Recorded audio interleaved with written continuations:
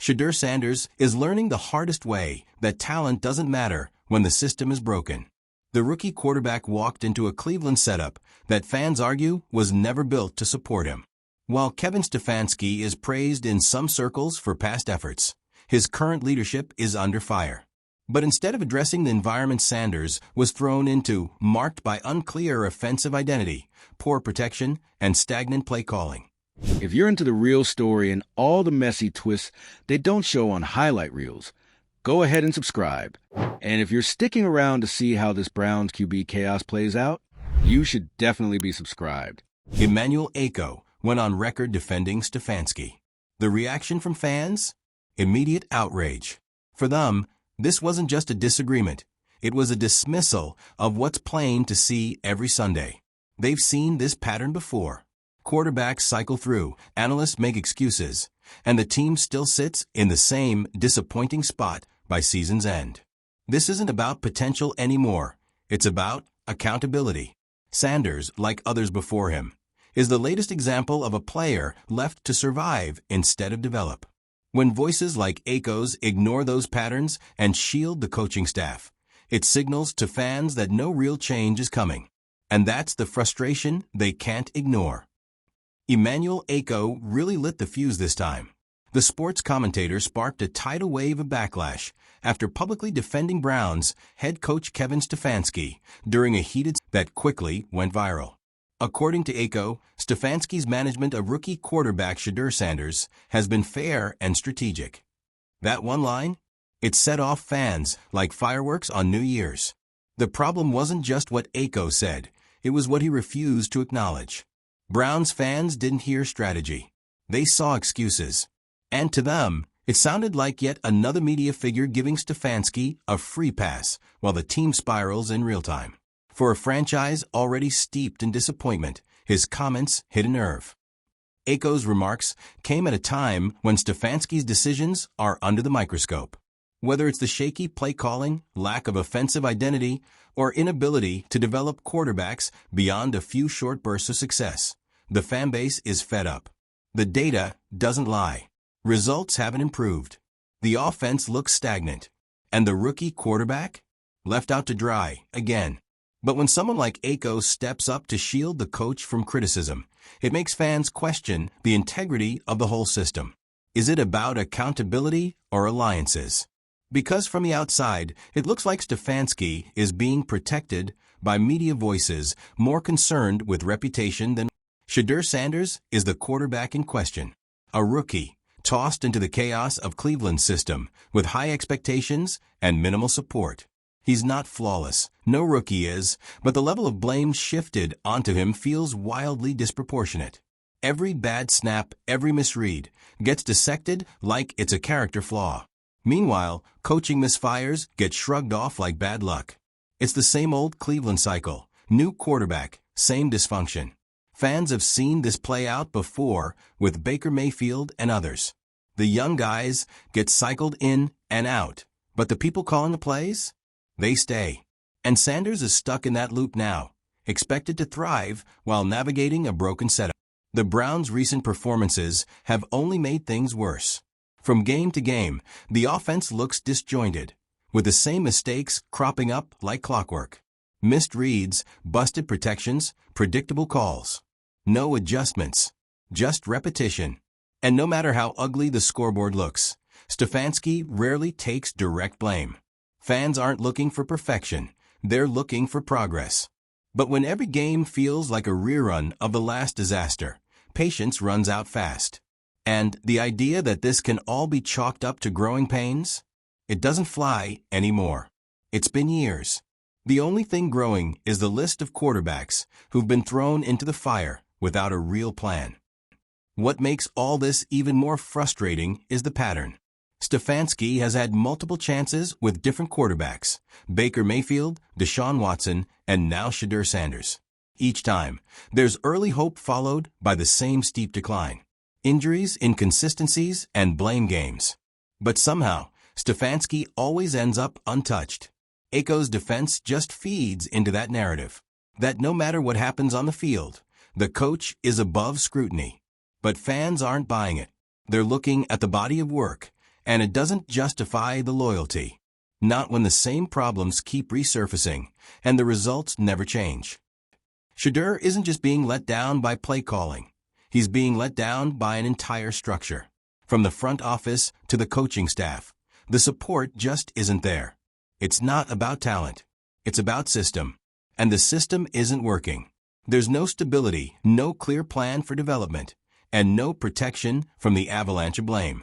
That kind of environment doesn't build confidence. It crushes it. And when media voices like Acho ignore that context, it feels like a slap in the face to both the player and the fans. The expectation that Shedeur should magically overcome dysfunction while being micromanaged and underprotected is unrealistic and, frankly, unfair. Even when Shedeur speaks up, it's carefully measured. You can hear the weight in his words. He knows the spotlight is brutal, and the expectations are sky high. But there's only so much a rookie can do without a functioning support system. Quarterbacks don't develop in a vacuum. They need structure, clarity, and time, none of which he's getting. And still, the commentary swirls. Every poor outing becomes an indictment of Sanders, while coaching errors are reframed as strategic risks. This double standard is exactly what fans are pushing back against. It's not about blind support. It's about demanding fairness and objectivity in post-game interviews with Stefanski have become their own kind of theater. He speaks in vague platitudes, dances around direct questions, and somehow always redirects the conversation. It's leadership by evasion. And in those moments, fans aren't hearing accountability. They're hearing deflection. Which is why Acho's take stung so much. Because when someone with a national platform echoes that same evasive logic, it feels like the walls are closing in. Like fans are being gaslit into accepting the unacceptable. But the numbers don't lie. The Browns aren't progressing. And Stefanski's post-game words have become just that, words. Acho's inconsistency is a major reason this firestorm erupted. One minute he's praising Stefanski for his leadership. The next he's implying that maybe things aren't going well, but only after massive backlash. That kind of flip-flopping doesn't help the conversation. It makes things worse. Fans are sharp. They notice the contradictions. And when someone like Acho uses past success to excuse current failure, it comes off as lazy commentary. They're not interested in narratives. They want results. And trying to defend Stefanski by glossing over the reality of the situation only adds fuel to the fire. That Dolphins game was a prime example. Sanders was under constant pressure. The offensive line collapsed repeatedly, and the game plan never adjusted. It was a clinic in how not to develop a quarterback. And yet, the post-game narrative somehow found a way to focus on Sanders' mistakes. This is what fans are sick of. The idea that the quarterback is the root of all problems, while the coaching staff skates by. It's not just frustrating, it's demoralizing, especially when it keeps happening week after week, and people in the media defend it as part of some grand process. That loss to the Lions wasn't just another L in the column. It was a full display of everything fans have been screaming about. The offense stalled, the protection was non-existent, and Sanders was basically running for his life. It looked less like a coordinated NFL team and more like a panic drill. And still, the post-game talk was about learning opportunities. That's the part that feels like a slap in the face. There's a difference between a team learning and a team being left to figure it out alone. And when the same patterns keep showing up with different players, you stop blaming the student and start questioning the teacher. Fans saw enough in that game to know exactly where the real issues lie, and it wasn't the rookie QB. The dynamic between Stefanski and Sanders has become symbolic of Cleveland's deeper dysfunction. On paper, it should work, a seasoned coach with a young, talented quarterback. But the disconnect is glaring. Whether it's communication issues, play calling that doesn't suit Sanders' strengths, or just an overall lack of adaptability, it's clear something's broken. And yet, we still hear defenses of the system. It's about development. These things take time. You can't rush progress. But when development looks like stagnation, and time only exposes more cracks, how long are fans supposed to wait? At what point does patience stop being a virtue, and start being a cover for poor leadership. Scroll through Sanders' game tape and the story tells itself. It's not a rookie quarterback falling apart. It's a talented player being put in bad situations over and over. He's making reads, taking hits, and still trying to create plays in a system that give them nothing back. The guy's out there surviving, not thriving. And that survival mode is not on him. It's on the coaching staff that sends him out there without the right tools. Quarterbacks aren't magic. They need schemes that fit their strengths, offensive lines that hold up, and coaching that knows how to adjust on the fly. Sanders doesn't have any of that right. The game against the Patriots was another nail in the credibility coffin. Sanders got sacked repeatedly, the offense couldn't get into rhythm, and Stefanski once again looked like he had no plan B. And, as usual, the coach's post-game breakdown came with the same talking points: missed opportunities, execution issues, and staying the course. Fans are done with the script. They've heard it for years now. Every season brings new names and new hope, but the ending is always the same. And the idea that this is just a matter of players not performing doesn't hold water anymore. Because when the problems follow the coach, not the players, you start connecting the dots. Shedeur's post-game demeanor tells you everything you need to know. He doesn't throw teammates under the bus. He doesn't take shots at the staff. But he looks tired of being asked to fix a machine with broken parts. His answers are polished, but the subtext is clear. He knows he's not being set up to succeed. It's not about attitude, it's about structure. And that structure has failed him. Fans respect his composure, but they're also angry on his behalf. Because this isn't just one bad game. It's an ongoing pattern. And watching a promising rookie get dragged into the same cycle that's chewed up so many others, that's the real heartbreak. Against the Vikings, the issues were so loud they were practically screaming through the broadcast. Blown assignments, conservative play calling in clutch moments, and no sign of in-game adjustment. It was déjà vu all over again, but worse, because by now fans know exactly how these games go. And when you know how it ends before halftime, that's a coaching issue. Plain and simple. Yet voices like Acho keep circling back to the quarterback, talking about inexperience or pressure. But the only pressure fans are acknowledging is the pressure Stefanski seems immune to. The pressure to deliver real. Even back in the preseason, the signs were there. Sanders showed flashes of potential, arm strength, pocket awareness, mobility. But even then, the system looked off. Poor line play, awkward play designs, and zero urgency to clean it up. That was the warning sign. And now, halfway through the season, nothing's changed. That's what makes this so maddening. The issues aren't new. They were visible from the jump. And the refusal to pivot, to grow, to do anything different, it feels like sabotage. Whether intentional or just incompetent, the outcome is the same. A young player paying the price for organizational stubbornness. In practice clips, Sanders looks sharp, confident, dialed in. It's a reminder that the talent is there. This isn't about skill, it's about application. What he's working on during the week isn't translating to Sundays. And that gap is on the coaching. That's their job, to take potential and turn it into performance. And they're failing. So when Acho steps in to say Stefanski is being strategic, fans hear something very different. They hear deflection. They hear excuses. They hear another analyst using vague praise to avoid calling out what everyone else can see. And for a fan base that's lived through this same movie way too many times, it's exhausting. Visually, you can track the decline. On the sidelines, Stefanski's expression hasn't changed in weeks. Arms crossed, headset on, stone-faced, as the game slips away. There's no fire, no urgency. Just that same blank look while the team unravels. That detachment? It doesn't inspire confidence. And when media figures defend that approach, it comes off as tone-deaf. Fans don't want theatrics, they want accountability. They want a coach who looks like he knows what's wrong and is willing to fix it. Not someone whose sidelined demeanor matches the lifeless energy on the field. The comparisons are starting. Dillon Gabriel and Shedeur Sanders. Two rookies with very different environments. Gabriel's showing growth, getting support, and operating in a more coherent system. Meanwhile, Sanders is still being asked to do everything while the ground shifts beneath him. It's not about who's better. It's about who's being given the tools to improve. And right now, Sanders isn't.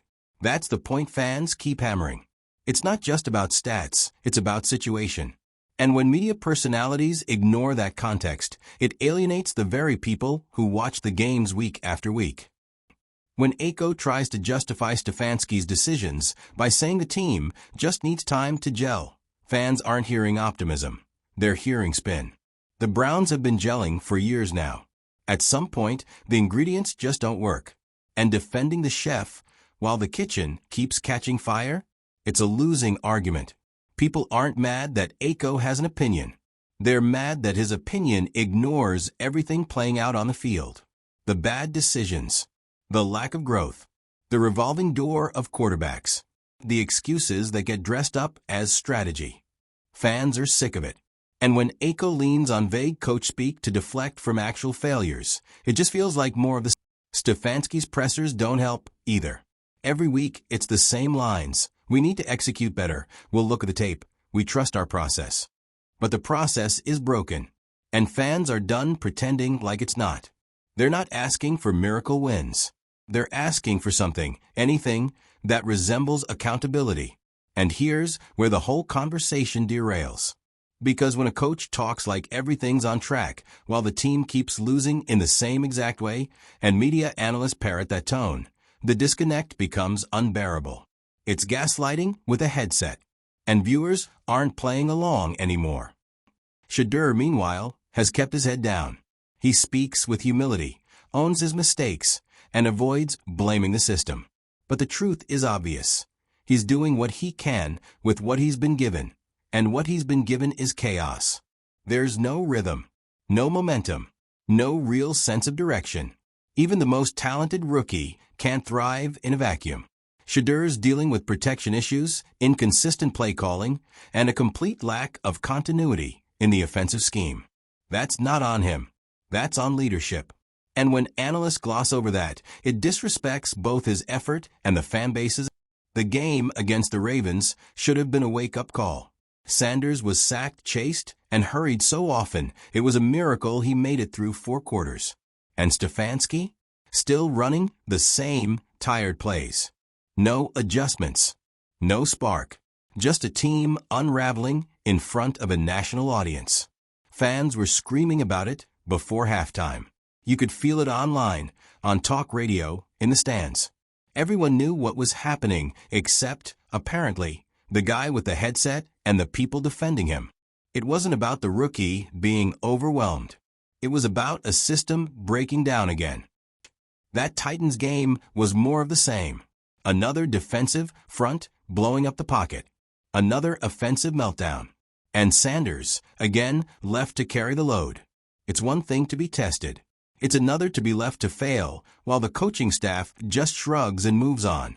This isn't how you build a franchise quarterback. This is how you burn one out. Fans saw Sanders taking hits, getting no support, and still trying to play hero ball. That's not development. That's desperation. And when people like Acho pretend that's part of the growth process, fans tune out fast. Then came the 49ers, a top-tier defense against a quarterback already worn down and undersupported. It went exactly how you'd expect. The offense never got off the ground. The pocket collapsed like a house of cards. And Stefanski's response? Run it back next week, same plan. There's a reason fans have reached a boiling point. They've watched this team waste quarterback after quarterback under the same coach, with the same playbook and the same lack of urgency. And now that Shedeur's the one getting chewed up by the machine, they're done being polite about it. Back to the Dolphins game, because it was one of the most telling. Not just because of how flat the team came out, but because of how flat they stayed. There were 0 second-half adjustments. 0 creativity. Just a coach going through the motions while his quarterback scrambled to survive. You want to talk about leadership? That's not it. Fans expect growth. They expect change. They expect some sign that the problems are being addressed. But when the same coach keeps making the same calls with the same losing results, defending him starts to look like delusion. And it all comes back to Shedeur. This isn't about wins and losses. It's about what kind of system you're putting a young quarterback into. He's putting in the work. He's trying to lead. But the system is dragging him down. The environment isn't just hostile, it's stunting. Coaches are supposed to develop players, not damage them. Yet the longer this goes on, the more fans worry that Shedeur's going to be another name on the long list of what could have been quarterbacks. And every time someone like Acho defends the coaching staff, it pushes that fear closer to reality. That matchup with the Raiders? Embarrassing. The offense stalled. Again. The defense couldn't hold. Again. And Sanders was left to do it all with a scheme that looked like it was copy-pasted from last week's disaster. Fans are begging for something new, anything new, but they keep getting the same flatline football. It's hard to stay hopeful when nothing changes. When a game like that comes and goes with no accountability, no staff shakeup, no play-calling tweaks, it's demoralizing. And when analysts ignore that to protect the coach, it feels like gaslighting all over again. Zooming out, this season is a case study in organizational failure. It's not about one player, one coach, or one game. It's the entire system. The Browns have been running in circles, expecting different results with the same broken process. And now, Shedeur Sanders is stuck in that cycle. Fans aren't just criticizing, they're pleading. Pleading for leadership that recognizes failure and does something about it. Pleading for media voices to stop making excuses. Pleading for a franchise that actually protects its young talent. Because right now, all they see is history repeating itself. Again. And still, Stefanski stands on the sideline, arms crossed, eyes scanning the field like it's just another ordinary Sunday. No urgency, no spark, no sign that the situation is sinking deeper with every quarter. Fans have had it. Because if leadership can't even look like it's under pressure, how can they believe anything will change? It's not just the losing. It's the repetition, the monotony of failure dressed up as process, the refusal to adapt, the stubborn loyalty to schemes that don't work and personnel decisions that defy logic. This isn't building. This is stalling. And every time someone like Emmanuel Acho tries to defend it, it becomes clearer that the national conversation is miles behind what the fans already know. As for Shedeur, he's paying the price. On the bench, on the sideline, helmet in hand. It's all becoming a familiar visual. Not because he can't play, but because he's been set up to fail. Benching him isn't about performance, it's about optics. It's about covering up deeper issues with a symbolic reset. But fans aren't fooled. They've seen this before. A young quarterback gets scapegoated while the real problems stay untouched. And the worst part?